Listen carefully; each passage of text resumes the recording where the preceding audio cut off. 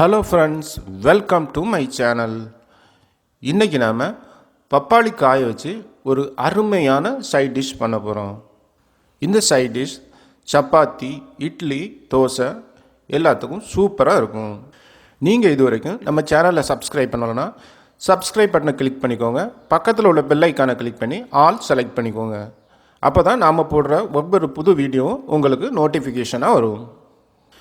முதல்ல பப்பாளி காயை தோல் நீக்கி எடுத்துக்கோங்க. பப்பாளி காயில் உள்ள தோலை சீவுறதுக்கு முன்னால் கையில் எண்ணெய் தேய்ச்சிக்கோங்க. அப்போ தான் பப்பாளி காயில் உள்ள பால் கையில் ஒட்டாமல் இருக்கும். பாருங்கள், இந்த மாதிரி தோலை சீவி எடுத்துக்கோங்க. தோல் சீவி எடுத்த பப்பாளி காயை இந்த மாதிரி பீசஸாக கட் பண்ணி எடுத்துக்கோங்க. ஒரு கடாய் அடுப்பில் வச்சுக்கோங்க. 2 டேபிள் ஸ்பூன் எண்ணெய் சேர்த்துக்கோங்க. எண்ணெய் சூடானதும் நம்ம கட் பண்ணி வச்சுருக்க பப்பாளி காய் துண்டுகளை எண்ணெயில் பொரித்து எடுக்க போகிறோம். ஒரு 2-3 நிமிஷம் வேக விட்டால் போதும். பப்பாளி துண்டுகள் ரெடி ஆயிடுச்சு. இப்போ நம்ம வெளியில் எடுத்துடலாம். இப்போ நம்ம கடாயில் மீதி இருக்க எண்ணெயில் 2 ஏலக்காய், 2 சின்ன துண்டு, 2 பட்டை, ஒரு பிரிஞ்சி இலை சேர்த்து வதக்கிக்கோங்க. பெரிய வெங்காயம் 1 பொடிசாக நறுக்கி சேர்த்துக்கோங்க. சேர்த்து நல்லா வதக்கிக்கோங்க. மீடியம் சைஸ் தக்காளி 2 பொடிசாக நறுக்கி சேர்த்துக்கோங்க. சேர்த்து நல்லா வதக்கிக்கோங்க. இப்போது தக்காளி, வெங்காயம் வதங்கிறதுக்கு தேவையான அளவு உப்பு சேர்த்து வதக்கிக்கோங்க. உப்பு சேர்க்கும்போது தக்காளி, வெங்காயம் சீக்கிரமாக நமக்கு வெந்துடும்.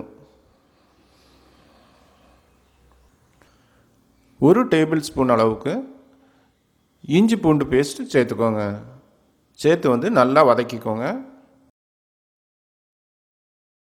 1/2 டீஸ்பூன் மஞ்சள் தூள்,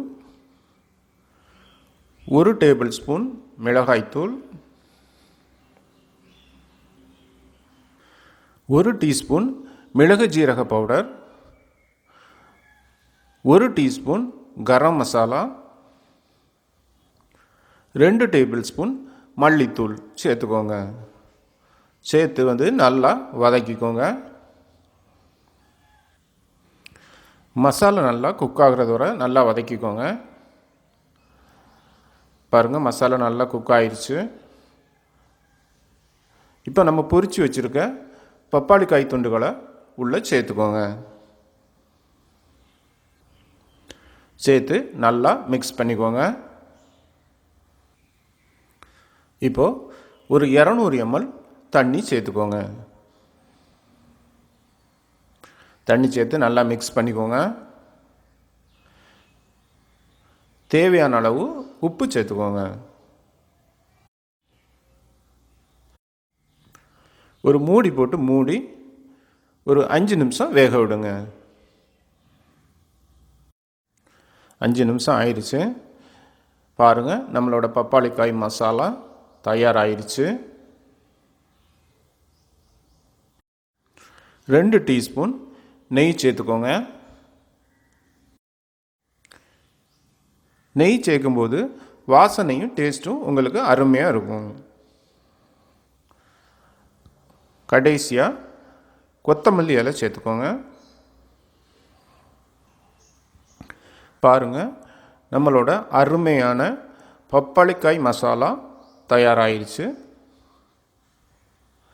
நீங்களும் வீட்டில் ட்ரை பண்ணி பாருங்கள். இந்த வீடியோ உங்களுக்கு பிடிச்சிருந்துச்சுன்னா சப்ஸ்கிரைப் பண்ணுங்கள், ஷேர் பண்ணுங்கள், லைக் பண்ணுங்கள், கமெண்ட் பண்ணுங்கள். தேங்க்யூ ஃபார் வாட்சிங்.